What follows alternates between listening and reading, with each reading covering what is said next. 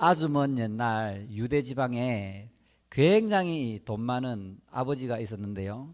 그 아버지에게는 두 아들이 있었습니다. 첫째 아들, 둘째 아들, 장자 차자가 있었는데요. 하루는 이 둘째 아들이 아버지 내게 줄 유산, 아버지의 재산 중에 반을 미리 좀 주십시오. 그렇게 해갖고 아버지가 허락했습니다. 그렇게 아버지의 유산을 받아가지고 머나먼 나라에 가서 허랑방탕 그 돈을 다 쓰게 되었습니다. 그러니까 이제 먹고 살기 힘들어지게 되니까 이방인의 노예가 되었습니다. 이방인의 돼지치기가 되어서 돼지들의 사료, 쥐염 열매를 먹고 살고 있었는데 설상가상으로 그 지방에 큰 흉년이 들게 되었습니다.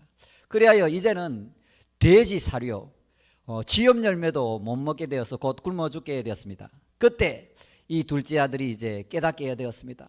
우리 아버지는 부자고 우리 아버지 집에 있는 품꾼도 등 따시고 배불러게 먹고 살아갈 수 있는데 나는 이 이방 땅에서 왜 이렇게 고생하며 있는가. 그래서 회개하고 아버지께로 돌아가서 아버지의 아들로서 받아달라고는 너무 염치가 없으니까 아버지 종으로 품꾼으로 받아주십시오 하고 아버지께로 돌아가게 됩니다.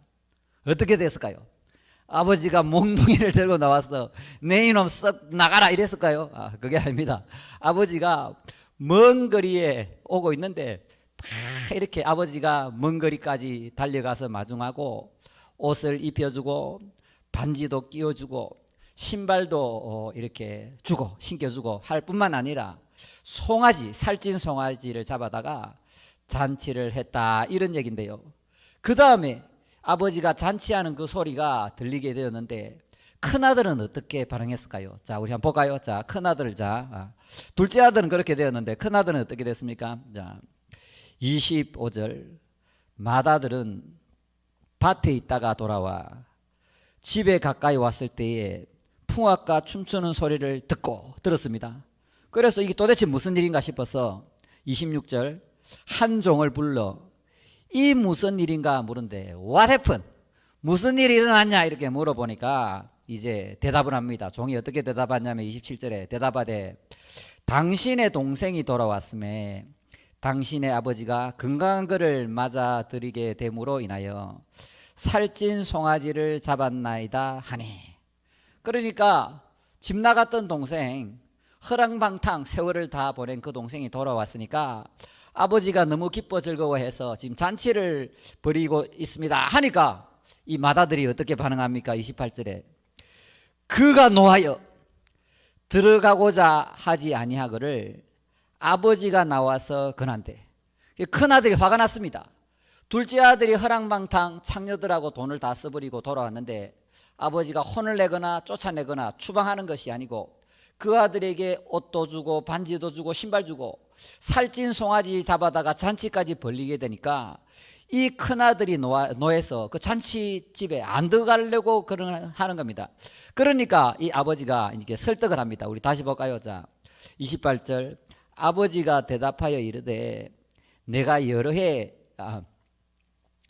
30절 아버지의 살림을 창녀들과 함께 삼켜버린 이 아들이 돌아오매 이를 위하여 살찐 송아지를 잡으셨나이다. 그러니까 이 아들의 주장은 뭐냐면 아버지가 내가 평소에 아버지께 잘하고 아버지의 명령을 받들어서 잘 섬기고 아버지에게 잘하고 있는데 나에게는 염소 새끼 한 마리도 잡아서 나와 내 친구들이 즐기도록 해준 적이 없더니 이 집 나간 아들 재산의 반이나 탕진한 이 아들이 돌아오니까 살찐 송아지를 잡아서 잔치를 합니까? 내가 볼 때는 너무 섭섭하고 화가 난다고 지금 얘기하고 있습니다. 그러니까 이 아버지가 이렇게 설득을 다시 합니다. 31절 아버지가 이르되 얘는 항상 나와 함께 있으니 내 것이 다 내 것이로되 이 동생은 죽었다가 다시 살아나시며 잃어버렸다가 다시 찾았으니 우리가 즐거워하고 기뻐하는 것이 마땅하다 이랬습니다. 그런데 이 큰아들이 아버지의 제설떡을 듣고 돌아갔을까요? 안 들어갔을까요? 들어갔을까요? 안 들어갔을까요? 여러분이 마다되면 어떻게 하겠습니까? 그거는 일단 안 나오고 있는데, 자, 그렇다면 예수님이 왜 비유를 통해서 이 얘기를 하셨는지 이제부터 본격적으로 본문을 해석해 보도록 하겠습니다. 여기 본문에 나오는 아버지는 바로 하늘 아버지를 말합니다. 하나님 아버지를 가리키는 것입니다.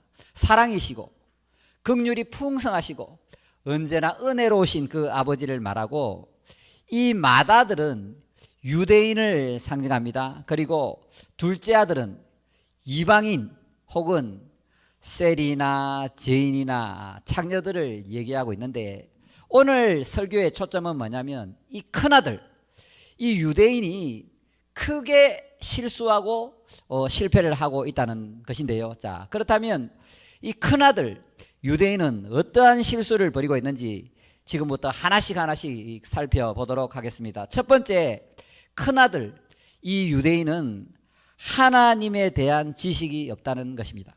하나님은 사랑이시고 긍휼이 풍성하시고 자비로우신 분인데, 이 큰아들은 하나님이 죄지은 둘째 동생을 벌하고 심판하고 때리고 추방하고 이런 공의의 하나님으로만 알고 있다는 것입니다.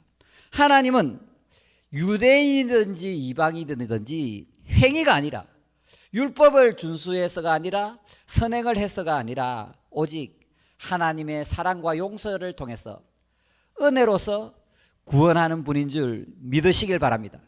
하나님은 값없이 그저 공짜로 은혜를 주시기를 원하시는데, 이 큰아들은 무언가 해야만 하나님이 뭔가 주시는 그런 분으로 착각하고 있는데, 더 무서운 것은 자신이 지금 하나님 아빠를 잘 알고 있다고 착각하고 있는 것이 더 무서운 것이라는 겁니다.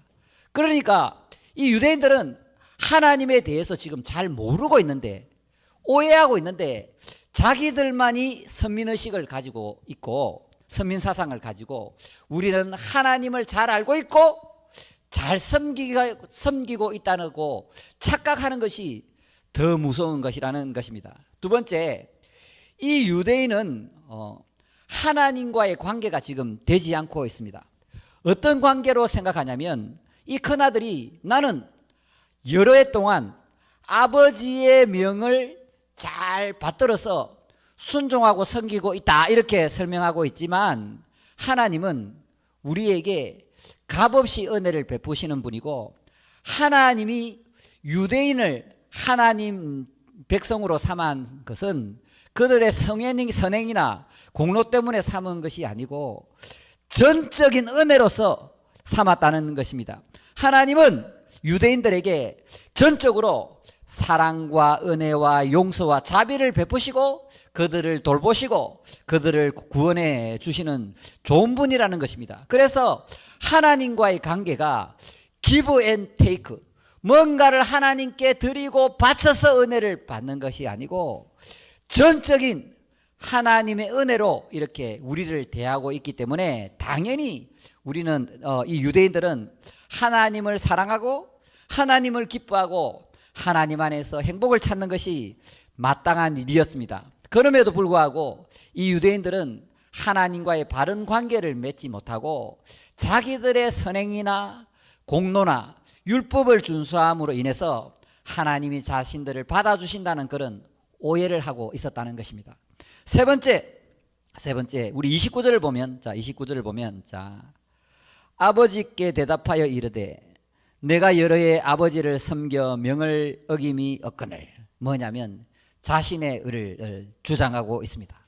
그러니까 내가 보기에는 내가 한 번도 아버지의 명을 어긴 적이 없는, 나는 의로운 사람이다, 자신의 공로나 자신의 행위를 주장하고 있는데요, 이것은 자기 주제를 전혀 파악하지 못한 건데요, 우리 본문을 이대로 두고 18장으로 한번 가보겠습니다. 어떻게 얘기하냐면, 자, 유대인들은 자기 자신의 의를 어떻게 드러내냐면 누가복음 18장에 조금 자세히 나와 있는데요. 자, 18장 9절. 자, 또 자기를 의롭다고 믿고 다른 사람을 멸시하는 자들에게 이 비유로 말씀하시되 두 사람이 기도하러 성전에 올라가니 하나는 바리새인이요 하나는 세리라.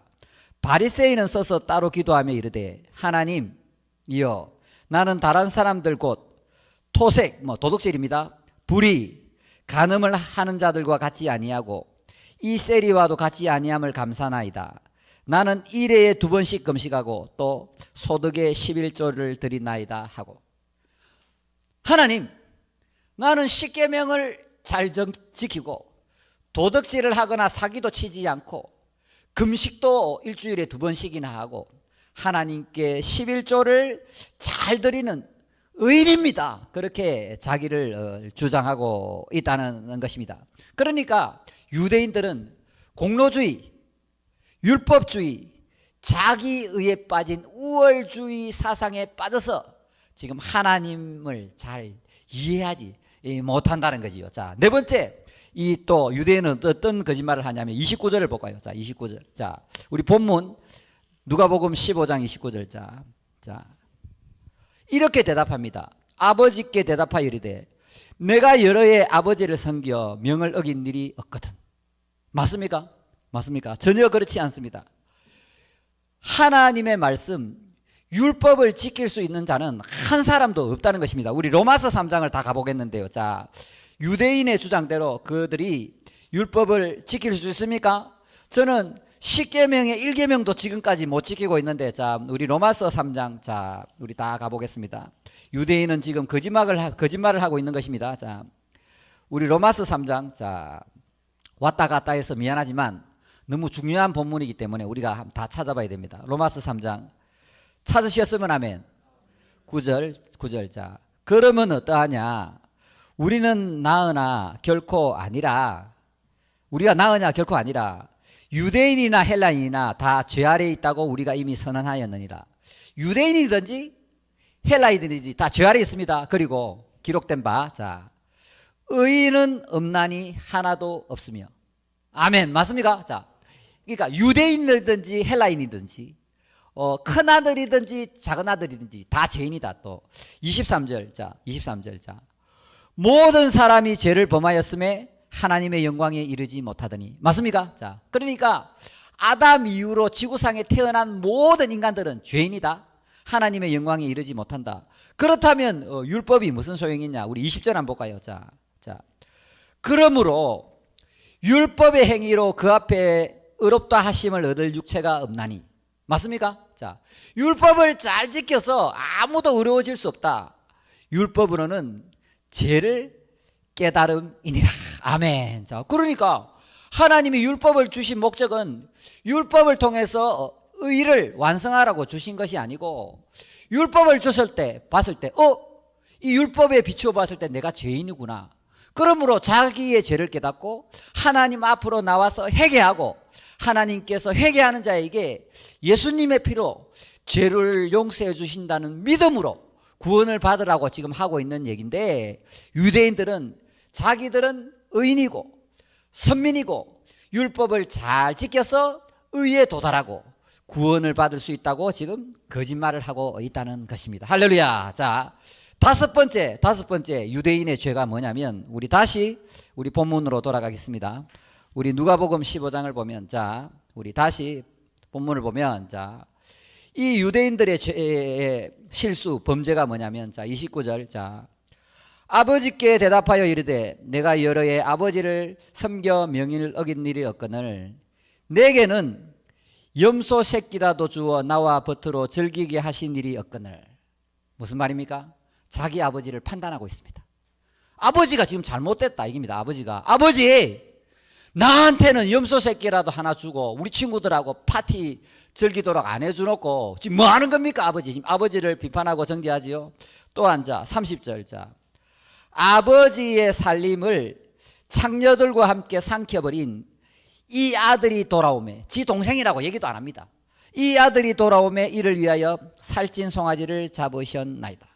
지금 이 유대인은 자기들이 하나님의 위치에 올라가서 판단자가 되어서 하나님도 비판하고 정죄하고 이방인, 세리 죄인 창녀들을 비판하고 지금 정죄하고 있네요. 맞습니까? 맞습니까? 여기까지 동의하십니까? 그러니까 유대인들의 다섯 번째 실패는 뭐냐면 바로 율법을 가지고 자기들이 하나님 자리에 올라가서 판단자가 되어서 하나님까지 비판하고 판단하고 사람들을 비판하고 정죄하는 그런 위치에 있다. 여섯 번째 잘못은 뭐냐면 28절을 볼까요? 여섯 번째 잘못을 보면 그가 노하여 들어가고자 하지 아니하거늘. 노했습니다. 동생은 재산의 절반을 탕진하고 집에 돌아와서 아버지가 이렇게 반겨주니까 자기의 판단에는 화가 난다 이겁니다. 아니 아버지의 재산을 반이나 갖고 나가서 술 먹고 창녀들과 희낙낙거리면서 다 탕진한 이놈에게 왜 그렇게 선대하시고 잔치까지 베풀어 주냐. 내가 보고 판단하기에는 분이 쏟는다. 화가 난다. 이러한 모습이 어디 나오냐면 바로 최초의 살인자 가인에게서 나온다는 거지요. 그러니까 가인의 분노의 이 모습이 큰아들 유대인에게도 그대로 드러나고 있다는 것입니다. 일곱 번째로 이 유대인의 실수가 뭐냐면 사랑이 없고 자비가 없고 관용이 없고 긍휼이 없고 다른 사람들을 이해하지 않는다는 것입니다.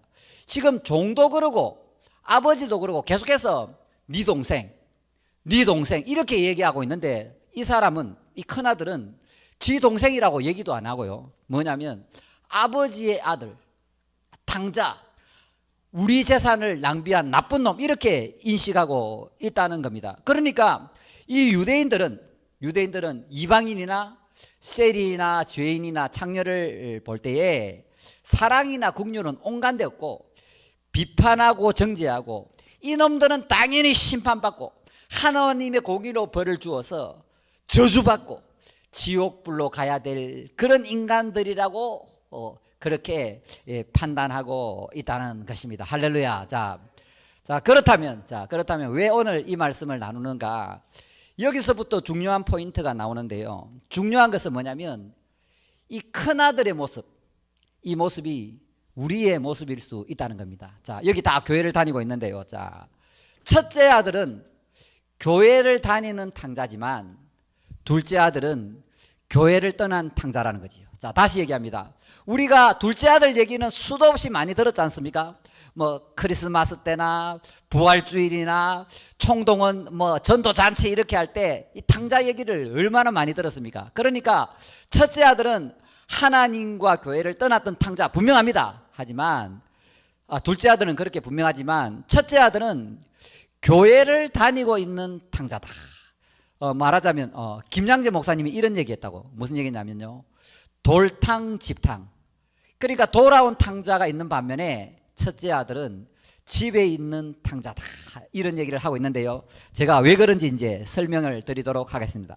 큰아들 유대인과 비슷한 교회 안의 탕자, 교회에 다니는 탕자들의 얘기를 좀 하려고 하는데요. 첫 번째, 유대인처럼 큰아들처럼 이 교회 다니는 탕자들은 하나님, 성경, 이 교회에 대해서 잘 모른다는 겁니다. 자, 신앙생활 10년, 20년, 30년을 해도 복음의 본질, 진리 이런 것에 대해서 무지하다는 겁니다. 더군다나 더 무서운 것은 하나님에 대해서, 말씀에 대해서 잘 모르고 복음의 핵심을 잘 모르는데도 자기 자신은 복음을 잘 알고 있다고, 신앙생활을 잘하고 있다고 착각을 하고 있다는 겁니다. 여러분, 우리 교회는 뭐 없지만 다른 교회에는 이런 분들이 굉장히 많고 이런 분들이 정말 교회를 힘들게 하고 목사님을 힘들게 한다는 거지요. 유대인처럼 하나님과 성경의 본질을 모르는데 자기는 잘 알고 있다고 생각하면서 착각하고 살아가면서 하나님도 언짢게 하고 교회와 성도들과 주위 사람들을 힘들게 하는 그런 사람들이 교회 안에도 많다는 것을 기억하시길 바랍니다. 두 번째는 이 교회를 다니는 탕자는 큰아들처럼 유대인처럼 하나님과의 관계를 잘 못 맺고 있다는 겁니다. 무슨 얘기냐면 하나님은 창조주요, 나는 피조물입니다. 그러므로 우리는 우리의 모든 인생을 하나님께 의탁해야 됩니다. 우리가 교회 안에서만 하나님을 하나님으로 부르는 것이 아니고 내 인생 전체, 가정, 직장, 사회, 내 자녀들, 나의 미래까지 하나님께 온전히 의지해야 될 줄 믿습니다. 예수를 믿지 말고 주 예수를 믿으라고 제가 말씀드렸지 않습니까?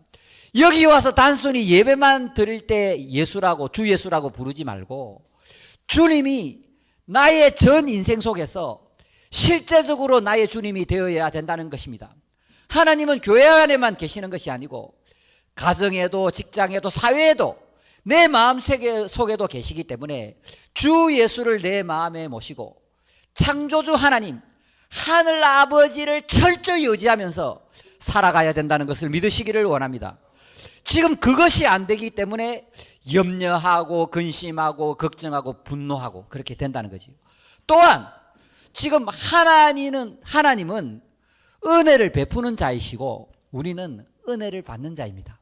하나님과 우리와의 관계가 어떻습니까? 하늘 아버지는 우리의 아빠가 되시고 우리는 사랑스러운 자녀입니다. 하나님의 아들, 하나님의 딸입니다. 그리고 우리 구주 예수님은 우리의 신랑이 되시고 우리는 예수님의 거룩한 신부가 되는 거지요. 그런데 유대인이나 또 유대인을 닮은 교회 다니는 탕자들은 하나님을 거래적 속물 관계로 이해하고 있습니다. Give and take. 내가 봉사를 많이 하고 내가 열심을 내고 내가 하나님께 이렇게 잘 보이면 하나님께서 나에게 특별한 은혜를 주고 복을 주고 내 자식을 잘 되게 할 거야. 그렇게 생각하는 사람 없습니까? 그것은 곧 뭐냐면 샤머니즘, 무속신앙, 기복주의라는 거죠.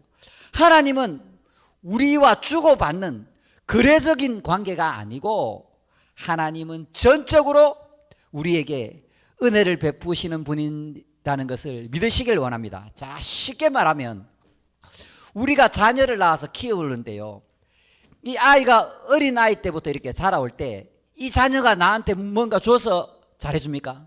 아닙니다. 사랑하는 딸, 사랑하는 아들이기 때문에 무조건적인 사랑을 베푸지 않습니까? 또 진정한 사랑을 해본 분은 아는데요, 저는 해봤는데요, 진정한 사랑을 해본 분은 이분이 아름다워서, 이분이 나에게 좋아서, 이분이 나에게 선물을 줘서 나한테 잘해줘서 사랑하는 것이 아닙니다.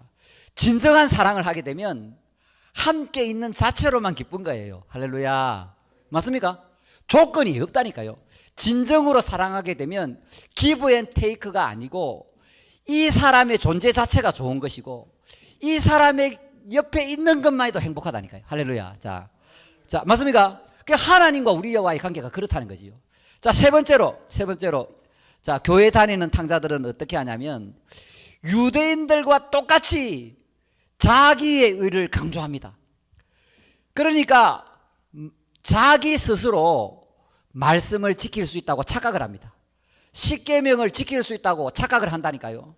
제가 지금까지 살아와 보니까 제가 뭐 수도도 하고 가짜 수도 생활도 하고 또 목사까지 되었지만 사실 저는 1계명도 제대로 못 지키더라고요. 자, 그런데 이 사람들은 자기가 말씀을 지킬 수 있다고 착각을 하고 신앙생활을 주로요 남에게 보이려고 해요. 왜? 자기는 율법을 어기는 일을 남한테 들키면 안 되니까 위선적이고 외식적이고 가식적인 신앙생활하고 또 이 자기의가 높은 사람은 항상 우월주의에 빠져 있습니다. 이런 사람들은 지보다 좀 잘난 사람을 보면 열등감을 느끼고 또 지보다 못난 사람을 보면 우월감을 가져서 열등감과 우월감 사이에서 냄비처럼 왔다 갔다 해요. 그렇지 않습니까, 여러분?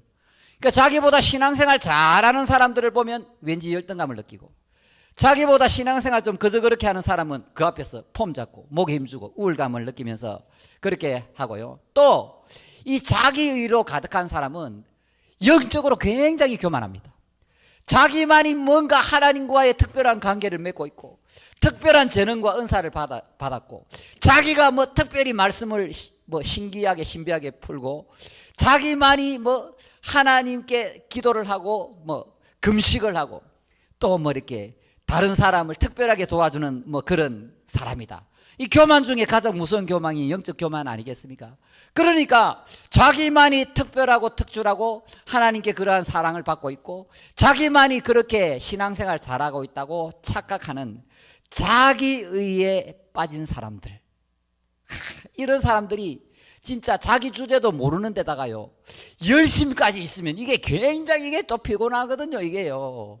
그 지금까지 제가 신앙생활 해보니까 무식하고 자기 주제 모르고 거기까지 있다가 열심까지 있는 분 있잖아요. 와, 이런 분들 만나면요 진짜 너무 목회하기가 힘들다는 거지요. 자, 네 번째 이 교회 다니는 탕자들, 이 네 번째 특징이 뭐냐면 29절에 볼까요? 29절에 자, 아버지께 대답하여 이르되 내가 여러 해 아버지를 섬겨 명을 어긴 일이 없거늘.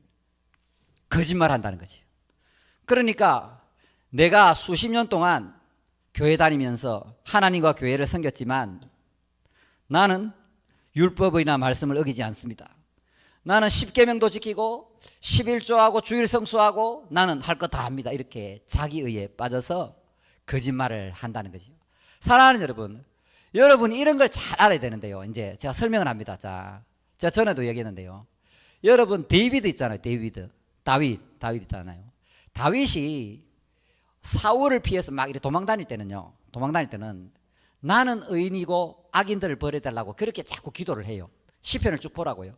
나는 의인이고 악인들이 나를 죽이려 합니다고 자꾸 기도하는데요. 이 다윗이 왕이 된 후에 하나님이 다윗과 함께 하시니 점점 강성하여진 후에 이제 전쟁에도 안 나가고 평안하게 자기 집 왕궁 위에서 놀면서 있을 때 한 번은 저기 예쁜 여자가 모욕하고 있으니까 그 여자를 데려와다가 간음하잖아요.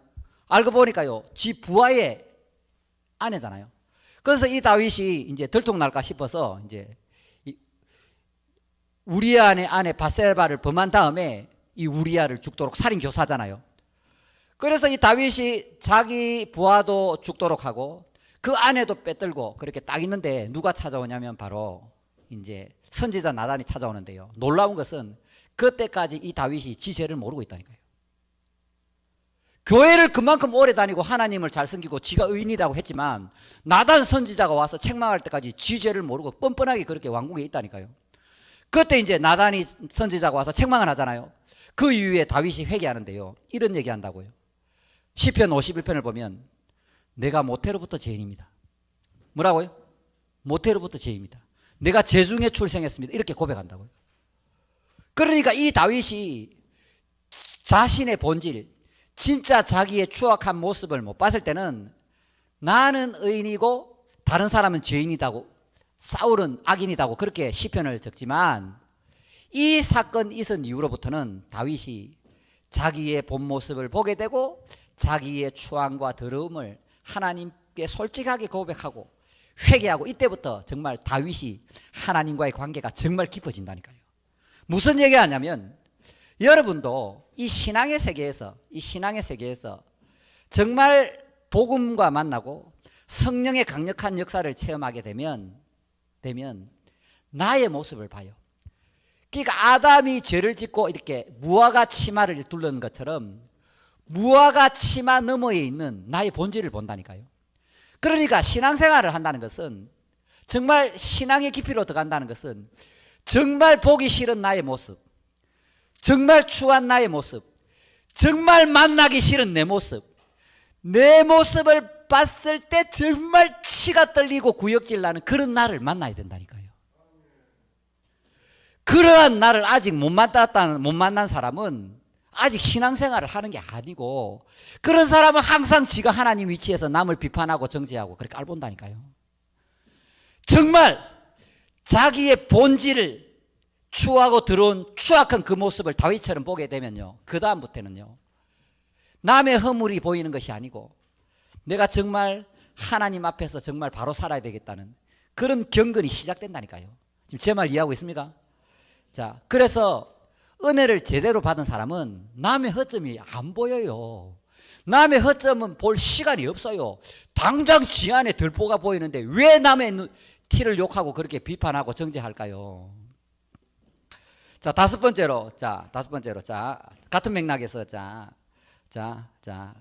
다섯 번째로 교회를 다니는 탕자들은 아까 얘기한 대로 큰아들이 아버지를 비판하고 지동세를 정죄하는 것처럼 이 교회를 다니는 탕자들은 교회에서나 가정에서 직장으로 돌아가면 쥐가 하나님 자리까지 올라가서 판단자의 위치에 가서 남을 비판하고 판단하고 정죄하고 멸시합니다. 특히 교회에서 봉사 많이 하고 열심히 있는 사람들 좀 무서운데요. 자, 자기 열심 있는 사람 무서운데요. 이 사람들이 보통 보면 교회를 힘들게 하는데 자, 신앙이 없는 사람, 믿음이 없는 사람, 열심 없는 사람, 헌금 안 하는 사람, 예배에 안 나오는 사람, 충성하지 않는 사람을 비판하고 멸시하고 정죄합니다. 이런 사람들 저는 수도 없이 받고요. 또 이런 사람들은 자기보다 못한 사람, 능력이 없는 사람, 부족한 사람, 지능이 떨어지는 사람, 뭐 장애인을 봤다든지 정신적인 우울증이나 장애를 앓고 있는 사람들을 비판하고 정죄하고 가르치려 합니다. 그렇습니다. 그러니까 교회를 다니는 이 탕자는 사랑이 없고 긍휼이 없고 이해심이 없기 때문에 자기가 하나님 자리에 올라가서 판단자가 되어서 그 사람의 행동을 사사건건 비난하고 멸시하고 정죄하고 비판하고. 우리 교회는 없습니다. 요 옆에는 2명 있다는 소문은 납니다. 자, 그러니까 이 교회 다니는 탕자들의 전형적인 특징이 뭐냐면 자신은 어렵고 남을 비판합니다. 남을 정죄합니다. 남을 멸시합니다. 남을 판단합니다. 자, 그렇습니다. 자, 여섯 번째, 이 교회 다니는 탕자는 어떻게 하느냐면, 자, 28절, 자, 그가 노하여 들어가고자 하지 아니하거늘 쉽게 노하고 쉽게 삐집니다. 무슨 얘기냐면, 이 교회를 힘들게 하는 분들, 특히 또 부부간의 관계가 안 되는 분들, 왜 그러냐면요, 섭섭마귀가 찾아와요. 내가 이만큼 했는데, 내가 교회를 위해서 이만큼 했는데, 내가 목사님을 이렇게 잘생겼는데, 내가 이만큼 했는데요, 섭섭하다는 거죠. 또 부부관계도 왜 싸우느냐면 내가 이만큼 했는데 네가 이만큼 했는데 이까 싸우거든요. 그러니까 제가 항상 강조하잖아요. 은혜는 돌에 새기고 섭섭한 것은 물에 새겨라. 상처받은 건 물에 새겨라. 그런데 이 교회를 다니는 탕자들은 상처받고 섭섭한 것은요, 돌에 새겨요. 돌에 꼭 새겨놔요. 마음속 깊은 곳에 새겨놓고요. 은혜 받고 사랑받은 건 그냥 막 물에 새기듯 잊어버리는 거예요. 그러니까 항상 섭섭한 거지요. 플러스 마이너스 해보면 은혜 받은 건 없고 섭섭한 것만 남는 거지요. 그게 신앙생활이 힘든 거지요. 관계가 안 되는 거지요. 자, 그러니까 이 사랑하는 여러분이 신앙생활하거나 가정생활, 직장생활 할 때 직장 상사와 동료 사이에, 부부관계 사이에, 뭐 동료들끼리 뭐 이렇게 다양한 관계가 있고 교회에도 관계가 있을 때 섭섭마귀가 와서 섭섭해라고 자꾸 그러니까, 사랑하는 여러분, 그러한 시험에 들지 않고 또 시험이 심하게 들어서 교회 떠나고 이렇게 안 되기 위해서는, 그런 불행한 사태를 맞이하지 않기 위해서는 받은 은혜는 돌에 새기고, 그 다음에 상처받고 섭섭한 것은 그냥 그날 밤 이불 듣고 잘 때 다 잊어버리라고, 이불과 함께 잊어버리라. 지금 제 말 지금 이해하고 있습니까? 그렇게 인생을 그렇게 살아가시라는 겁니다. 사랑하는 여러분, 여러분이 자꾸 네 해서 하면서 내가 이만큼 했는데 자꾸 내세우게 되면 여러분의 영혼은 피폐해지고 말라지고 갈 수밖에 없다. 자, 그러므로 사랑하는 여러분, 화내고 섭섭하고 분노하고 왜 하느냐? 나를 뭘로 준다. 나를 인정욕구지요. 내가 회사를 위해서, 가정을 위해서, 교회를 위해서, 하나님을 위해서 이만큼 했는데 왜 저 둘째 아들 이방인에게 잘해주냐? 노하고 분노하는 거지요. 사랑하는 여러분, 여러분이 잘 알아야 되는데요, 여러분이 여기서 교회에서 봉사하는 거 있잖아요. 그것은 다른 사람을 얼마나든지 시킬 수가 있는데 하나님이 은혜를 베풀어서 그렇게 갖다 놓은 것 뿐입니다. 제 말 무슨 말 알아들었습니까? 자, 하나님이 얼마든지 내보다 똑똑하고 뛰어나고 잘생기고 멋진 사람 쓸 수 있는데 부족한 나를 여기서 써 잡수시니까 그게 감사한 거예요. 그리고 부부관계 있잖아요. 부부관계도요, 그 많고 많은 사람, 지구의 인구가 70억이잖아요.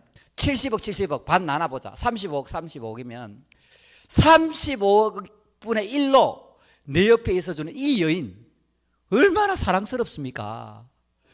35억 분의 1로 나의 남자가 되어준 이 남자 얼마나 감사할 일입니까?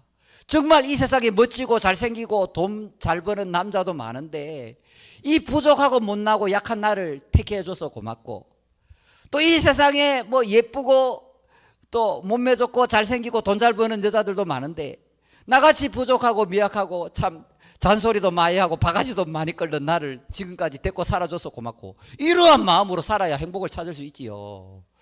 또 이게 이 설교가 조금 이상한 데로 가려. 이제 여기서 그만해야 되겠네. 사랑하는 여러분, 그러니까 우리가 내 주위에 있는 거, 그것을 전부 하나님의 은혜인 줄 알고 하나님이 내게 주신 모든 것에 감사하고, 좀 부족하고 섭섭하고 좀 상처받은 그런 일은 좀 그럴 수도 있겠지. 따라합시다. 그러려니. 그러니까 그러려니 이 죄인들하고 이렇게 섞여 사는 건데, 가정에도 직장에도 사회에도 죄인들이 사는 건데 그러려니 하고 이렇게 살아가야 된다. 할렐루야. 그러니까 왜 나를 안 알아주냐? 하나님이 알아주시지 않습니까? 하나님이. 그죠? 자, 그래. 자, 일곱 번째. 자, 일곱 번째, 이 교회 다니는 탕자들, 문제 많은 탕자들은 긍휼과 자비와 간용과 이해가 없다. 사랑이 없다. 안고 없는 찐빵. 아무리 말씀을 많이 알고 기도를 많이 하고 봉사를 많이 하고 헌신하고 구제하고 하더라도 사랑이 없으면 다 헛방이다. 안고 없는 찐빵이다. 안고 없는 찐빵. 자, 그래서 본질이지, 본질. 우리가 여기서 뭐 하려고 모여 있습니까? 사랑하려고 모여있다. 사랑하려고. 목사의 직업이 뭡니까? 가르치고, 목사 기르고 가르치는 게 목사인데요. 근데 이름이 잘못 지었다니까요. 목사는 뭐 하는 직업이냐면 사랑하는 직업이다. 하나님을 사랑하고 성도들을 사랑하고, 그 사랑사로 바꿔야 돼. 사랑사. 사랑하면서 사랑하며. 근데 기도 많이 하고 말씀 많이 하고 헌신 많이 하고 열정 있고 비전 있고 뭐 좋은 일 많이 하는데 사랑이 없다? 그 깡통이지, 깡통. 헛방이다. 맞습니까? 자, 우리 한 구절 찾겠는데요. 우리 요한 1서 다 찾아보겠습니다. 요한 1서. 자, 오늘은 좀 흥분 안 하려고 그랬는데, 자, 요한 1서. 자, 요한 1서. 자, 4장. 자, 요한 1서 4장. 우리 19절. 자, 혹시라도 지금 교회 다니는 탕자, 지금 큰 형의 입장에서 다른 사람을 비판하고 정죄하는 분이 있다면 이 말씀을 잘 기억해 보시기 바랍니다. 자, 19절 시작. 우리가 사랑함은 그가 먼저 우리를 사랑하셨습니다. 누구든지 하나님을 사랑하노라 하고 그 형제를 미워하면 이는 거짓말하는 자니, 보는 바 형제를 사랑하는 아는 자는 보지 못하는 바 하나님을 사랑할 수 없느니라. 우리가 이 계명을 주께 받았나니 하나님을 사랑하는 자는 또한 그 형제를 사랑할지니라. 아멘.